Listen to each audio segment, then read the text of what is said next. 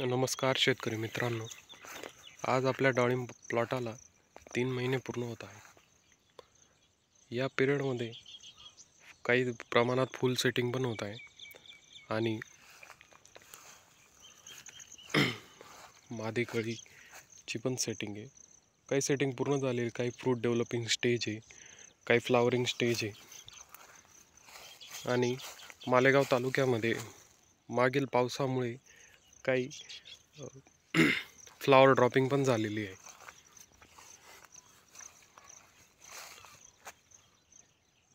पण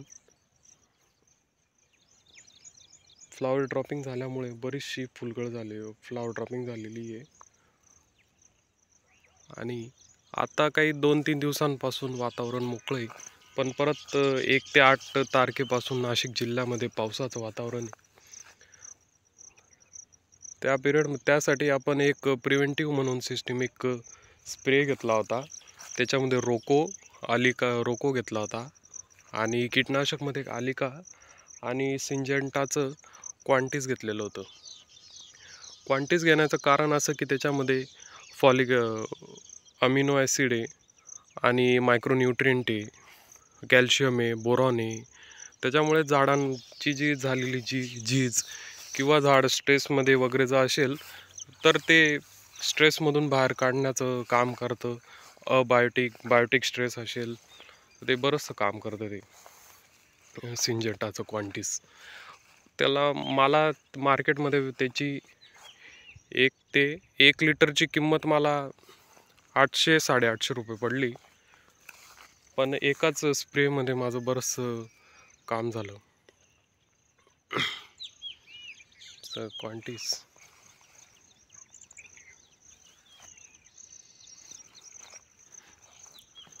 या पावसामध्ये बरीचशी ड्रॉपिंग झालेली आहे आणि भरपूर पाऊस असल्यामुळे मुळ्या पण ब्लॉक झालेल्या आहे.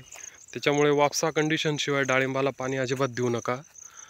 जे काही तुम्हाला न्यूट्रिशन द्यायचे ते सगळे तुम्ही फॉलियर ॲप्लिकेशननीच द्या. त्याचा रिझल्ट चांगला येईल. आणि फ्रूट डेव्हलपिंग स्टेजमध्ये यावेळेस तुम्ही चिलेटेड मायक्रोन्यूट्रियनचा भरपूर प्रमाणात वापर करा आणि सीवीड एक्स्ट्रॅक्टचा पण वापर करा. त्याचा बी तुम्हाला चांगला बेनिफिट आहे. मी वापरलेला आहे. अशी सेटिंग होत आहे. काही ठिकाणी डेफिशियन्सी दिसत आहे. आयरनची, फेरसची दिसते किंवा झिंक, मॅग्नेशियम. पण त्याला एखादा चिलेटेड मायक्रोन्यूट्रिएंट मारला तर चांगला त्याचा रिझल्ट भेटेल.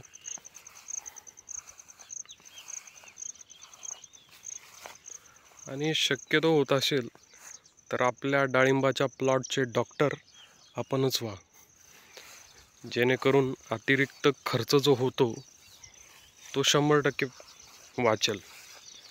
औषध विक्रेत्याच्या भरोशावर राहू नका. ते तिथं बसून आपल्याला मार्गदर्शन करता.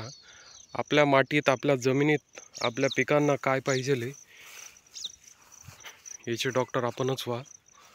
आणि शक्यतो सिम्पटम्सवर प्रिव्हेंटिव्ह स्प्रेज घ्या, म्हणजे जेणेकरून तुमचा खर्च वगैरे कमी लागेल.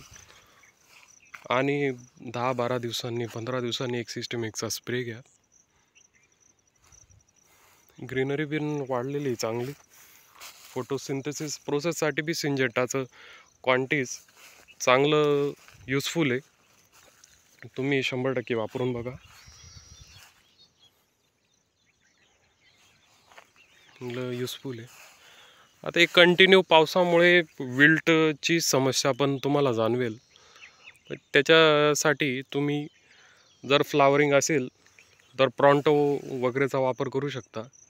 नंतर मग फ्रूट डेव्हलपिंग स्टेज असेल तर त्याच्यात टिल्ट आणि हमला किंवा कॅननचा पण तुम्ही वापर करू शकतात. रिझल्ट चांगला आहे. नंतर मग 3 महिन्याचं शेड्यूल वापरा तुम्ही मरला असेल तर. आणि शक्यतो ह्या पिरियडमध्ये पावसामध्ये मायक्रो ऑर्गॅनिझमचा भरपूर प्रमाणात वापर करा. त्याचं जी मायक्रो ऑर्गॅनिझमची जी वाढण्याची जी ताकद आहे ती या पावसामध्ये भरपूर प्रमाणात राहते. भरपूर प्रमाणात त्यांची संख्या वाढते. तर तुम्ही कमी प्रमाणात त्याचा वापर म्हणजे स्वस्तात जर त्याचा वापर करू इच्छिता तर तुम्ही वेस्ट डिकम्पोजरकडे जाऊ शकता. वेस्ट डिकम्पोजरमध्ये तुमचं ट्रायकोडर्मा, बॅसिलस, सुडोमोनासचा आहे आणि बाकी कृषी सेवा केंद्रामधून ते तुम्ही घेऊ शकता. किंवा जर चांगला जर तुम्हाला रिझल्ट हवा असेल तर SK बायो बीजचं मायक्रो ऑर्गॅनिझम पण तुम्ही वापरू शकता. त्याचा रिझल्ट चांगला आहे. मार्केटमधून आणून लगेच त्याचा वापर तुम्ही करू शकता. मल्टिप्लाय करण्याची गरज नाही. त्याच्यामध्ये ॲक्टिवेटर आहे. अशा प्रकारे आहे आपली सेटिंग. फ्लावर ड्रॉपिंगमुळे यावेळेस सेटिंग कमी आहे, पण ठीक आहे. तुम्ही स्टोरेज स्टेजमध्ये जे काम करताच त्याचाच रिझल्ट तुम्हाला येतो, बाकी दुसरं काहीच नाही.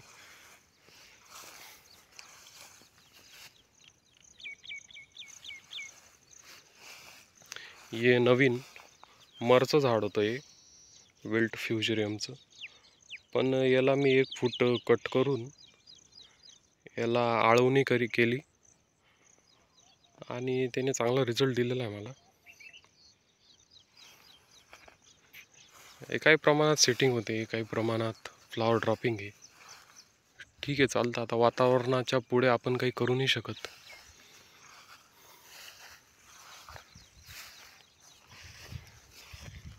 पाण्याची अडचण होती यावेळेस आपल्या तालुक्यामध्ये, त्याच्यामुळे बराचसा प्रॉब्लेम आला.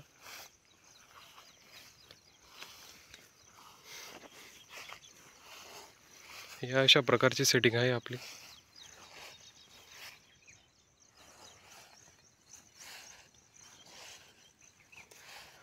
गवत या पिरियडमध्ये तुम्ही उपटूच नका.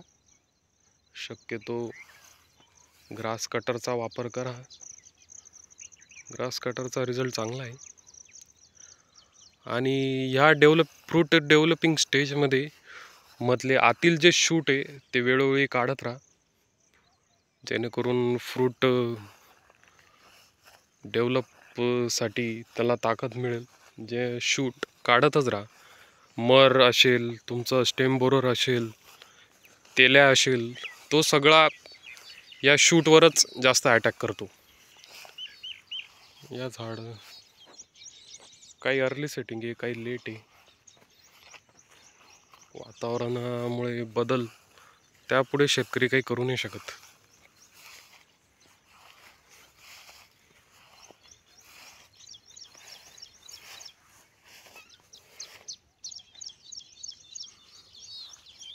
प्रिव्हेंटिव्ह स्प्रे घ्या.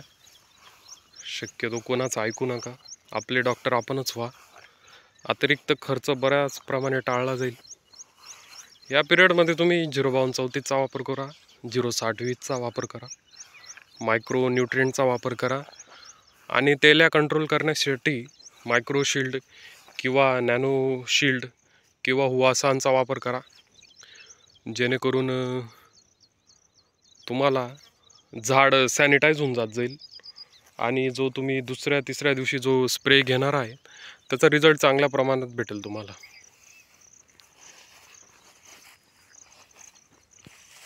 आणि फ्लावर डेव्हलपिंगसाठी इसाबियनचा स्प्रे घेतलेला होता. मला रिझल्ट चांगला भेटला. औषध स्वस्त आहे, बाकीच्या राजनंदिनी किंवा फॅन्टिकपेक्षा रिझल्ट पण चांगला आहे, ब्रँडेड आहे. आणि कौसा मॅक्स वगैरेच्या जागी तुम्ही सिंजेंटाचं क्वांटिटीचा पण वापर करू शकता, काही हरकत नाही. चालेल. यासाठी आजच्या व्हिडिओमध्ये इतकंच. लाईक करा, फॉलो करा आणि शेअर करायला विसरू नका.